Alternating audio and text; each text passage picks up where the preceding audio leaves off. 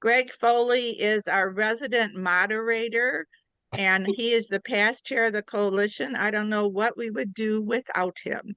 Thank you, Greg. Well, you're so gracious. I appreciate that. As many of you know, 4 years ago, we created a position statement on mathematical pathways. And at that time, as an organization, we praised and supported the mathematical pathways.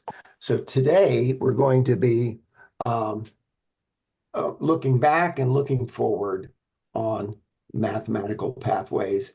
And our panelists today are Annika Moore from the Ohio Department of Education and Workforce.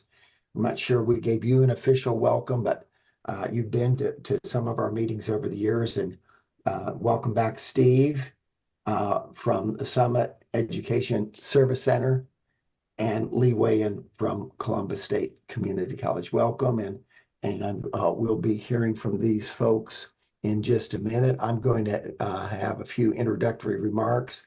First of all, happy Year of the Dragon. It's already tomorrow in East Asia. And on a personal note, my son just arrived in Taipei about an hour or two ago.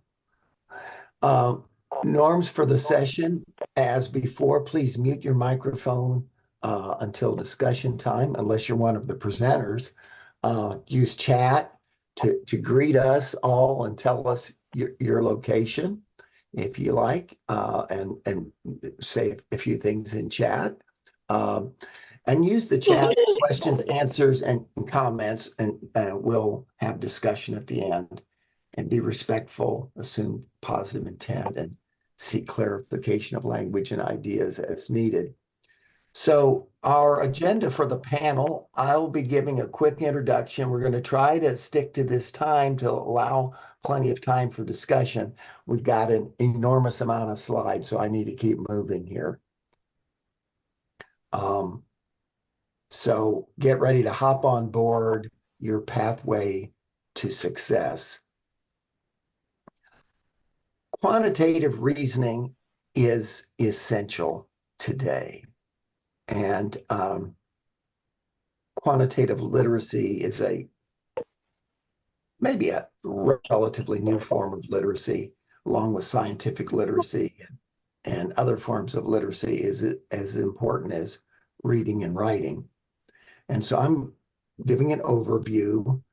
And as I mentioned, in our own position statement, we applauded and supported the leadership of what was then ODE, now the Ohio Department of Education and Workforce, as well as the Department of Higher Education. When this all started, that was the Ohio Board of Regents. There are three principal math pathways according to AMATIC, the American Mathematical Association of Two-Year Colleges. And quantitative reasoning, quantitative literacy is the newest among these three principal pathways and is still gaining traction. And Ohio has become a leader in this area. One of our tenets of the pathways and quantitative reasoning in particular is that people learn by doing. So we want to get our students engaged in doing mathematics, doing statistics, doing mathematical modeling, or doing computer science or data science or what have you. At the heart of all the pathways is this concept of rigor. Ohio's math teachers, high school and college and university, have come together to put rigor as the centerpiece for creating this idea of equivalence. The law that got this going was that every high school graduate needed to complete Algebra 2 or the equivalent. So what did equivalent mean? So students to have a rigorous mathematics experience need to use mathematics language to communicate effectively and describe their work with clarity and precision. They have to be able to demonstrate when, how, why their procedure works and why it is appropriate. They should be able to answer the question, how do we know?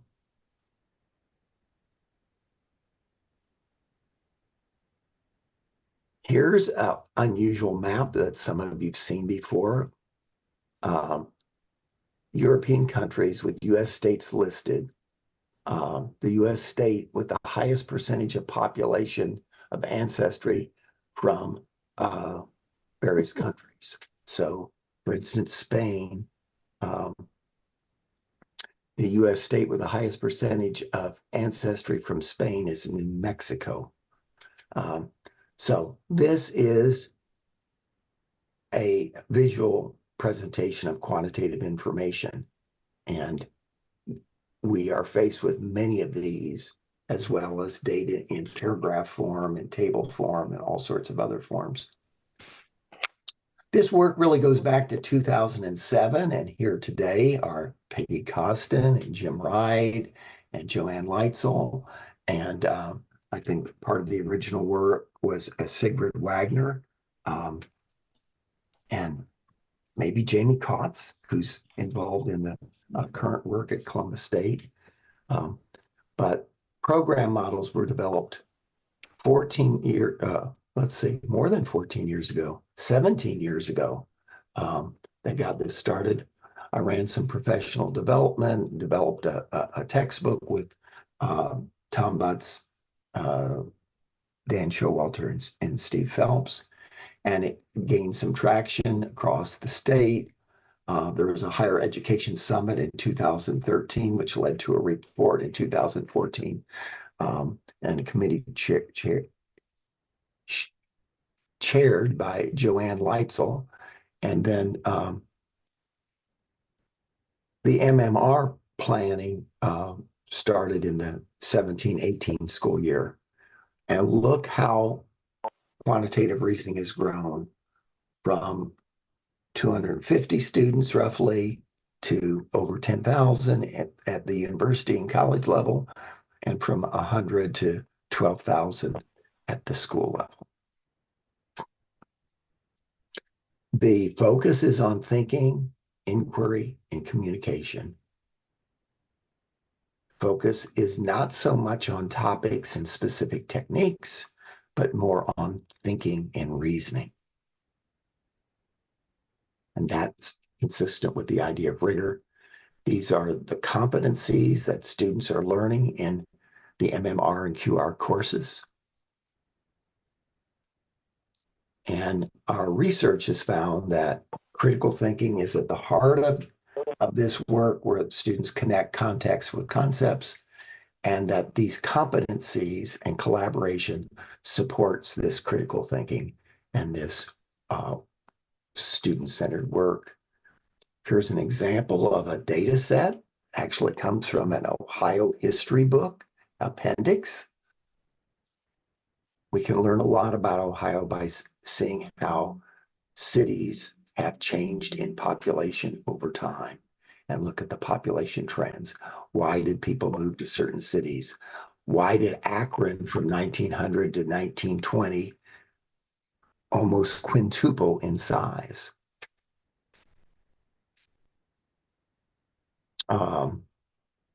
Jenny Walls is from Akron, so maybe she can put the answer in chat for us. So this could be made into an activity to get students to think more deeply about the population working in groups, pair up, try to make some predictions about a couple of cities, and think about which data are most relevant for completing the last 4 columns, and what other data might be available, like maybe the 1990 and 2010 census data. And of course, we have the 2020 census data, but we're trying to predict that before we look it up to learn more about trends. Multiple representations in technology are also important. Maybe looking at a different representation of these data would be helpful, for example. So now I'm going to turn it over to Steve and Annika, and I would be happy to move the slides, or if you want me to stop sharing and you advance your own slides, either way is fine with me. Greg, why don't you let me move my slides? I think that might be the easiest for me. That sounds wonderful. And thank you for the invitation. It's great to be here. I see many, many people that actually have been involved with the whole process. So I almost feel like I don't maybe even know all the answers, but you know, the beauty is that we saw that there are multiple pathways, but yet most high schools only had one. And with only one pathway, it did not give access to the multiple needs and career aspirations that would not necessarily need only that one pathway. So the big hurdle, as Greg mentioned, did become, so how do we have an equivalence? But then it also became the door that bridged us to consider equivalence. And of course, in that, trying to look at that, we wanted to make sure that there was equity, that we maintained rigor, that the work we did would be relevant, it would have flexibility, but also be coherent. So as a result, in those efforts, as was used in a slide earlier, we did come up with actually a K-12 definition of rigor that we could use and use that as our platform to understand how we could continue to maintain rigor through different pathways. And as a result of looking at the rigor, we realized that the emphasis really needed to be on the mathematical practices. So as we looked more deeply, we realized that that could be the guide for courses, could be the emphasis of what we wanted students to do. We really want students coming out mathematically to make sense of problems and persevere in solving them. We want them to be able to take a situation, make a model out of that situation, use that model, and then put it back into the context of the situation and come up with a viable argument for their conjecture.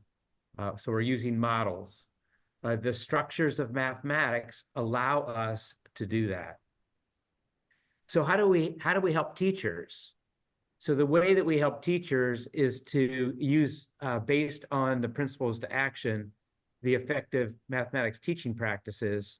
And so as we allow teachers to develop their skills in these 8 areas so that students will continue to do the standards for mathematical practice. So we knew, and you can see even as the slide said, we did not ever have anyone that stopped and said, oh, I don't think you need professional development. We knew that we were going to be changing some cultures, changing some ideas. And so we thought very much about the professional development. And we decided that we actually need a summer institute. And currently we run a 4-day summer institute. We also meet quarterly in person. So we have 8 days of in-person training. And then we have an ongoing virtual meetup. Earlier in the year, we meet more often, but later in the year, a little less frequently. But 11 times during the year, teachers have opportunity to join in and get support in their questions of the work that we are doing. And I love to show you pictures because I think you can get a sense for, these are teachers in training and they are doing hands-on activities just like students so that they get a sense for what it's like to be that student. Here becomes the pathways. And you'll notice that we have not ignored the Algebra 2, but we've added additional ways that students can get to the career paths that they choose. So you see statistics and probability. The first one that we started with statewide building was quantitative reasoning. And now we've added data science foundations and a discrete math computer science as well. So these are all pathways. I'm not going to expect you to read that. You can go find the actual descriptions, but we do have pathways and have supports for teachers in at least 3 of these 4 pathways. So what is the advanced quantitative reasoning course? Well, here in Ohio, we call it mathematical modeling and reasoning. And we are trying to have this connection between context in the real world, mathematics, and critical thinking. We are targeting students that need a third or fourth year of math credit. However, they may not be on a track that needs them to have a completed calculus. And we have many examples of those careers that need deepening in their mathematics, but not necessarily calculus. So we developed, with the support of an advisory team, the idea that we were going to focus on reasoning, problem solving, and modeling. We ended up pulling context from lots of mathematical content, but we wanted to make sure that reasoning, problem solving, and modeling would be the emphasis of what we did. That picture was so good, I'm showing it again. So there is a cycle within this process where a problem is introduced. Students work through their understanding, develop models, try to make conclusions, come together as a whole class to present their conjectures, discuss them, come to conclusion. It may actually lead them back to more problems or more investigation, but we want this whole cycle to be developed within the pathways. So we are trying to switch traditional math classrooms into inquiry-based, student-centered, communication-essential classrooms. So in the mathematical modeling and reasoning, we actually have multiple themes. We do things like gear ratios and how that impacts a 10-speed bike.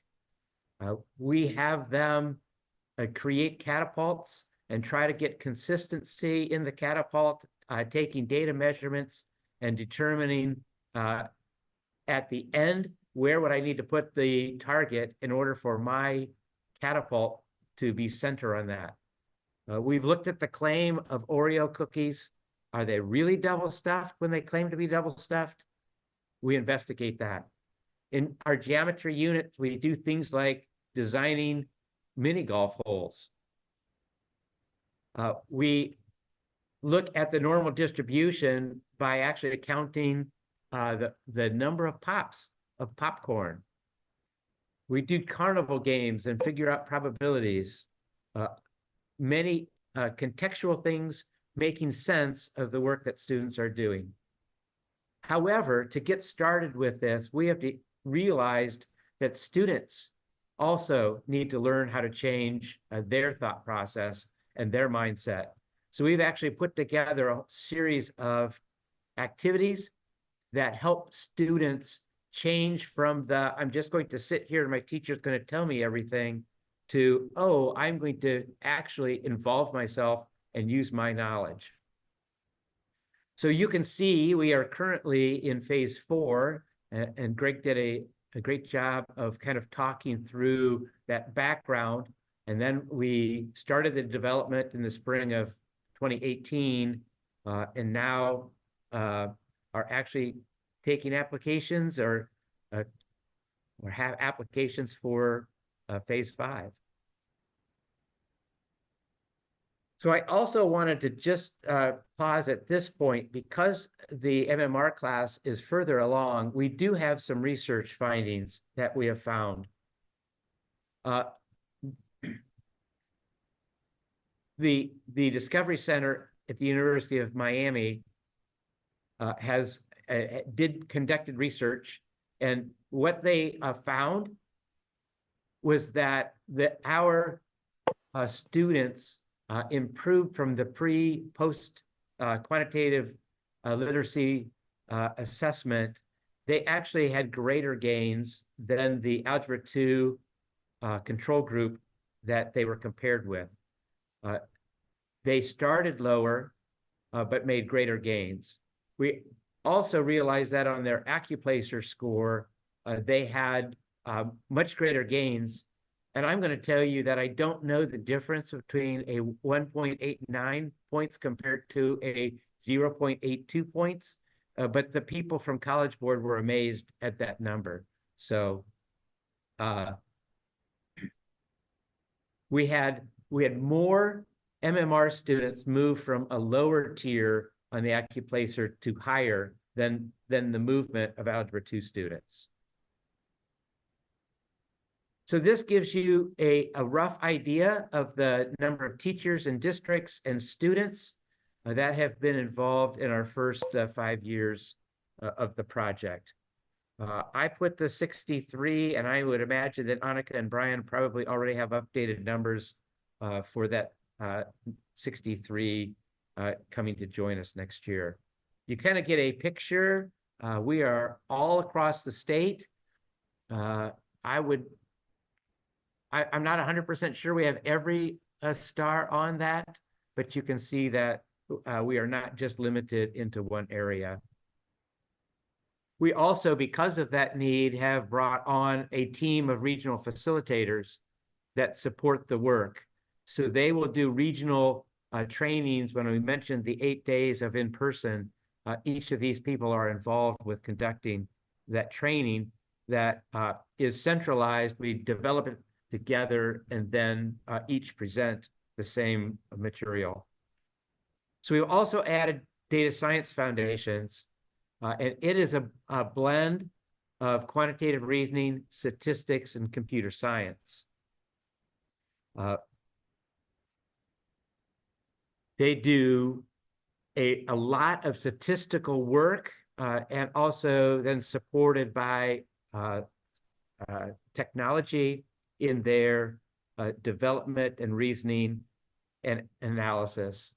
And here would be where you would find the current locations of schools that are involved with the Data Science Foundations course.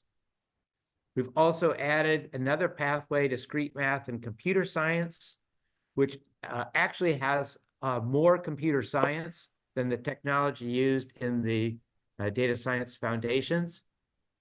It becomes the discrete math idea.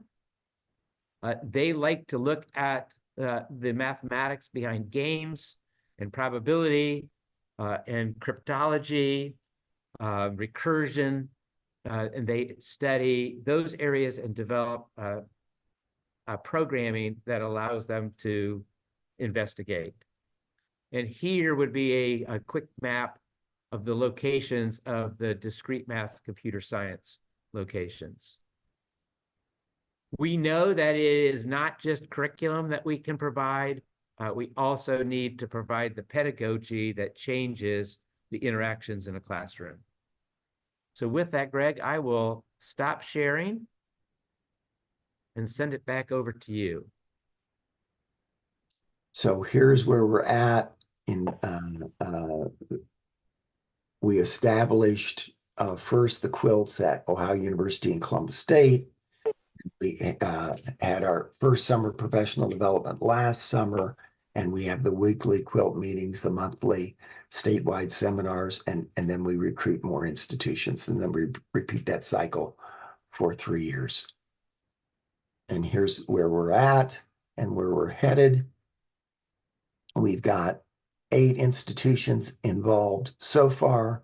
We're hoping to recruit another 10 for this next year and eventually get at least 24 of the 36 institutions that Lee mentioned. We have a research agenda that's just been getting underway. It's founded on the idea that we want to engage students deeply in meaningful tasks and to focus on student thinking and reasoning. This is consistent with the 4 pillars of inquiry, which you see in front of you. And we've made some presentations. We've done some related research publications. We've had a couple of dissertations. We've got another dissertation in the works by Amrit Thapa, and we've published some journal articles that are related to this work. The first one going back to 2012, based on some of the professional development that we were doing at Ohio University for the state back then. Again, there is math going on. It's just that topics are not the centerpiece. It's more thinking is the centerpiece. Here's what a quote from one instructor that we interviewed and reported in the ZDM article. So it turns out the mean family income is higher in Ohio, slightly higher than in Kentucky. If you look at the mean individual income, it's higher in Kentucky than Ohio. Yeah, there you go. So my question was, what do you think? Why is that the case?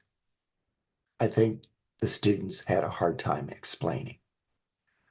So you can take students in calculus or your top AP students in high school and ask them this, and they're going to have to scratch their head, because this is not just here's something that you compute. You've got to make sense of the situation and understand the concepts are maybe middle school concepts, but the thinking is rigorous and sophisticated. So we found that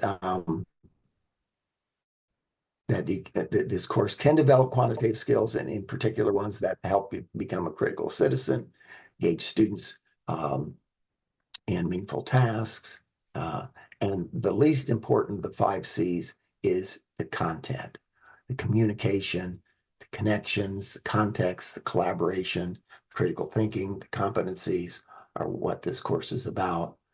And we've got some other emergent issues that were our project that Lee and I are leading is supporting the professional development, and Amrit is investigating the those students who fear or dislike mathematics. How does this course change that? So you probably had some comments or questions in chat. You can also open your mic, but at this time we're going to switch on over to you making comments, asking questions, and it looks like Lee and Margie, and I'm visually impaired, so someone else is going to have to read the questions from the chat besides me. And if someone has their hand raised, then why don't you open your mic and ask your question? So here's another piece of research. These are high school teachers that Otto investigated in his dissertation. And those that were in their second or later year of teaching MMR were able to maintain high cognitive demand tasks. So the instructional quality assessment looks at a 3 and a 4 as high level task. 3 is a high level task, but not probing for explanation. 4 is a high level task and probing for explanation. And you can see some of the teachers are at that highest level, but many of them are maintaining throughout the life of the task, from planning through implementation to student presentation of their work, are maintaining the high level. A few of them drop down to level 2, which is procedures without connection in the final stages of implementation. But those were first-year teachers. The professional development, one of the features of Steve's professional development and his team is to come back for a second year. And it's in that second and third and fourth year of teaching that things really start cooking. Greg, I'll be happy to share a couple of the comments that haven't been responded to in the chat so that the presenters here can respond.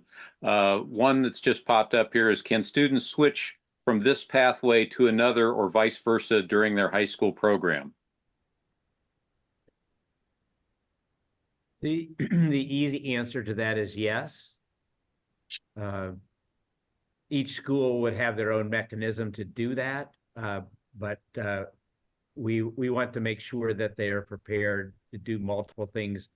We believe that as they learn more and gain the confidence that Greg mentioned that students often don't have, that they may be more interested in going and taking more STEM type courses after they realize that they really do understand math more than they thought. Yeah, Steve, I can support that thought. I've had students who took AQR as a junior and then thought, you know, maybe I do want to do some more STEM stuff, and went back and took Algebra 2 as a senior. In fact, I was away out of town for a couple of weeks with the birth of my first grandchild when scheduling was happening the one year. And my colleagues were looking through and like, oh, this kid shouldn't be in Algebra 2. He was in AQR last year. And they made a note to counselors. And when I came back, I had to clean it up. No, yes, he should be in Algebra 2. And in my district, we use it as a senior level course or after they've completed Algebra 2. And we've had kids go from Algebra 2 to AQR, then to pre-calc and be very successful. With if they hadn't taken AQR, they weren't ready for pre-calc until they took it. So one additional thing that's popped up in chat, has there been any discussion with guidance counselors? I found when I participated in the pilot that they didn't always understand the course, and in many schools, they determine who takes what. Very hard getting past the idea of it has to be Algebra 2. Yeah, so Brian Bickley has had several counselor meetings virtually, right, Brian? And then, yeah. And Steve and I have started talking about perhaps, so we have, expect the new administrators to participate in day one of the MMR training. And we've been starting to talk about maybe we should also expect the counselors to attend.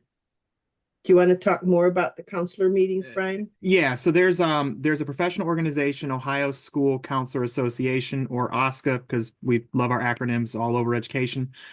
We attend a meeting with them every fall for the last 2 or 3 years, and then something we're going to try to do for fall 2024 is see if we can't get a session at their annual fall conference. The application window just doesn't open until next month. So we maintain that dialogue. You know, like anything else, could be more, but you know, right now that's everything we've been doing, trying to make sure we're keeping them in the loop as much as possible. The hardest thing for us is not the counselors who want to try to find what's going on. It's the counselors who it's hard to reach. So I guess you could probably nod your head and say that same thing. How do you get the counselor that doesn't want to go and find what's happening? Yeah. I also feel that when the teachers, what I've heard, and this is not research based, right? But when teachers come back for the second year of training, they say that the counselors have understood what the class is all about. So now they are scheduling the right kids into their classes. Yeah, a lot of the teachers who are involved are kind of movers and shakers at their schools. And so just like Margie and Jenny are, you know, maybe they have to come back after vacation or when they're, you know, at a grandchild's birth and clean things up. But they're the kinds of teachers that talk with the counselors and that the counselors know and respect and value their opinions. So, and then there's also the word of mouth at the school, right? That they hear what the kids are saying about the course, and they're interacting with the students who are in the course, and they get a better sense of what the course is about. We do a lot of encouragement for the teachers to invite your principals into the presentations, invite your school resource officer in to help with a project such as skid mark trials, invite board members or superintendent into your classroom, bring the counselors to your classroom. We tell them you need a plan of recruiting so that you can get the message out at your school. Yeah. A challenge in higher ed is the student advisors is what they're called generally. And I made a big push at Ohio University about 5 years ago. But now at least half of those student advisors aren't student advisors anymore. And there's a whole nother crew of people who are student advisors who have no clue what quantitative reasoning is. So it's an ongoing process. It's not a one time. And the same thing is true for the instructors. We get fabulous TAs like Amrit Thapa to teach QR for a few semesters, and then he writes a dissertation and goes off somewhere else. And part-time instructors come and go. So it's something that you have to be cognizant of, that you have to continually involve new teachers, new administrators, new counselors or student advisors, and inform them, because this is still an emerging, not well understood course. Most counselors have a sense of what statistics is. It might not be a correct concept, but they have some concept of what it is. They have a concept of what college algebra is. They don't have much of a concept of what quantitative reasoning might be. Rod, anything else popping up here? In fact, there are a plethora of questions and comments in the chat. I don't know if I'm trying to encourage some folks to unmute and share those rather than me. I don't want things lost in the translation here. Yeah, so Annika, I see you've made some comments in chat. If you could vocalize some of that, that would certainly be helpful. And Well, yeah, there was a question about Algebra 1 and geometry, and certainly there are MMR teachers that try to adapt the way they teach these courses if they have other than MMR courses to teach. I was in one district the other day just sharing about the MMR, and they got really excited, and the Algebra 1 teachers and geometry teachers said, we need this kind of curriculum already in Algebra 1 and geometry. Where can we find that? So it kind of, we all know that the Algebra 2 teacher in the high school kind of walks on water, right? And so if the Algebra 2 teachers buy into MMR, for instance, that will have an impact on all the teachers in that building. I've had one teacher that was Algebra 2. He had 1 year left for retirement. And he was asked if he wanted to teach it. The principal wasn't really happy about it. He said it would be a waste of money putting him in training. That teacher said, sure, I'd like to do that. So he took the training and he's still working. So he never retired. And the other teachers have kind of become interested in what he's doing. So certainly it has a little ripple effect downwards, which is great. I think one comment that I would like to contribute here, first I want to highlight a statement that Lee made. When we were first looking at the pathways stuff, the observation that a large percentage of students going to university were not going to ultimately be required to do calculus, and that the algebra pathway primarily existed to push people to calculus readiness or pre-calculus readiness, and that the folks that were taking those college algebra or algebra 2 courses and not ultimately going to calculus were effectively being given a course that was not going to be useful to them beyond the course, the boundaries of the course. And not only that was it not necessarily useful, but it was often proving to be a barrier to their progression in the college or even in the high school curriculum and stuff. So coming up with not only a more meaningful alternative, but a pathway that they might experience greater success with were some of the motivations. And I'm curious, do you have any information about how the success rates in those pathways compare to the success rates in the traditional algebra to calculus pathway?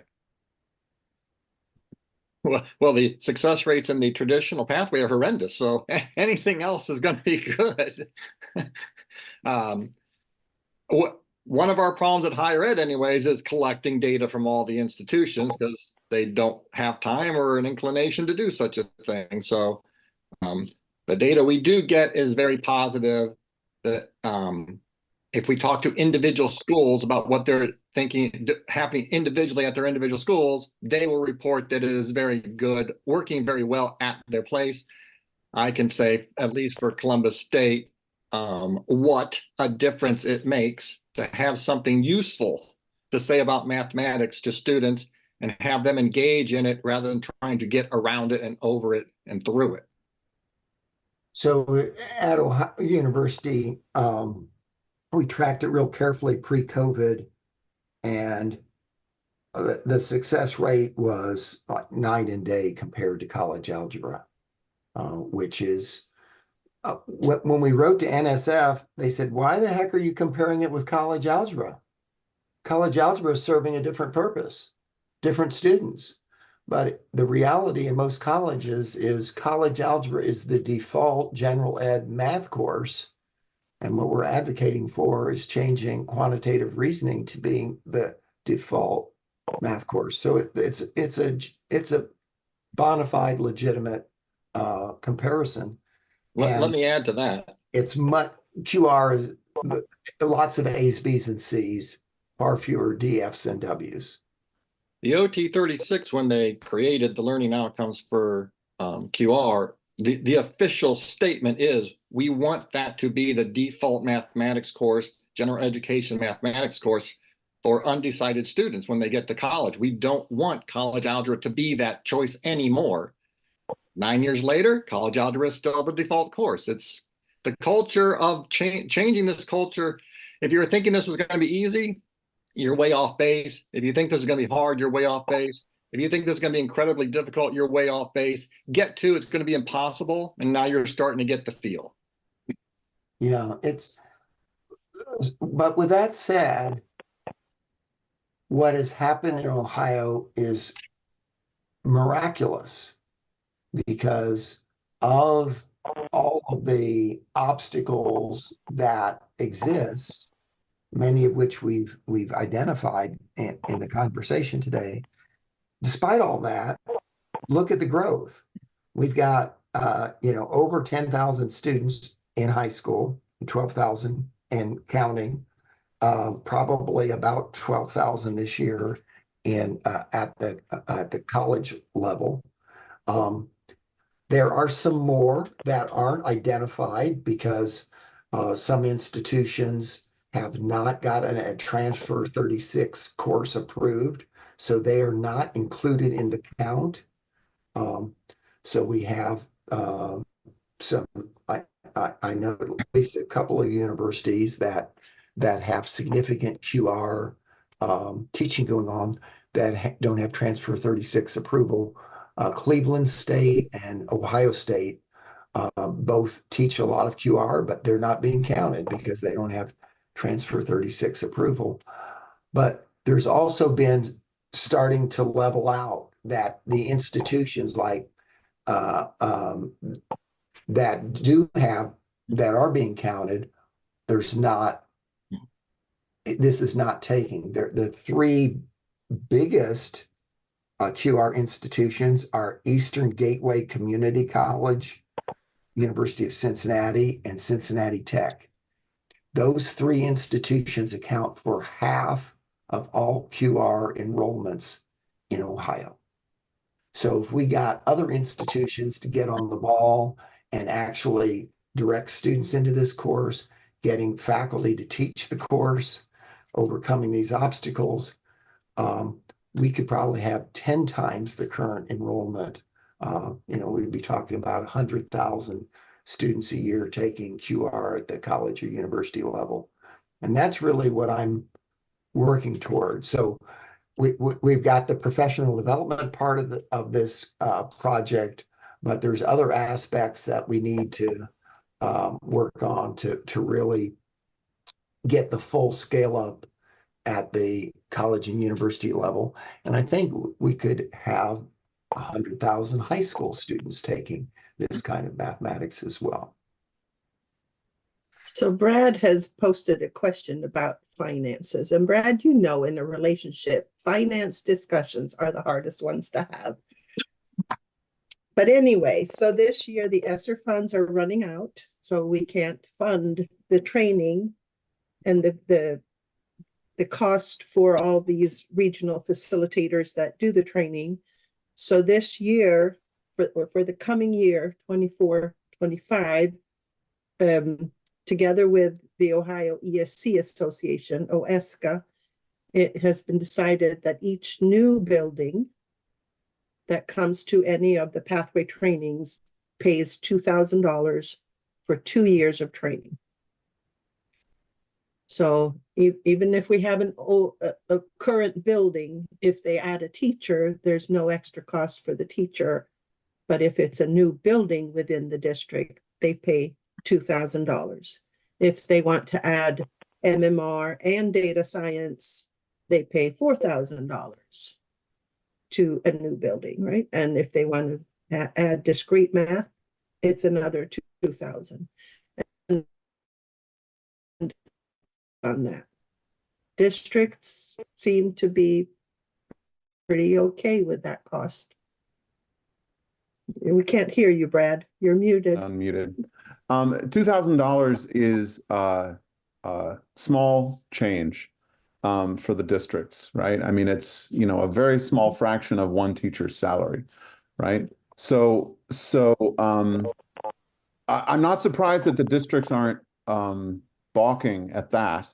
That's encouraging, but that can't begin to cover the costs of the training, right? So there's needs to be additional money coming in. And part of the reason I ask is that maybe not everybody here that the Ohio Department of Education workforce is putting together a K-12 mathematics plan that's intended to raise achievement, you know, throughout the state. Several of us on this call are involved in it, and it would help to have some actual numbers about what this has cost so far for MMR, so that we could be imagining what it's going to cost for, you know, if we can imagine MMR is targeting roughly one grade at the high school level, then what would it take to tackle 12 other grades, you know, annually, gradually building up? And how could we make the case to the legislature and the governor that that this could be money well spent if it's invested in helping teachers rethink their practice and to think differently about both mathematics and its teaching and student learning.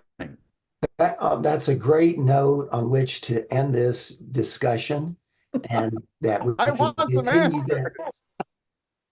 we can continue that discussion as there'll be a second panel later, and I'm sure that topic will be that's a very provocative thing to end on, so people can be thinking about that as we move forward and talk about it later in today's meeting.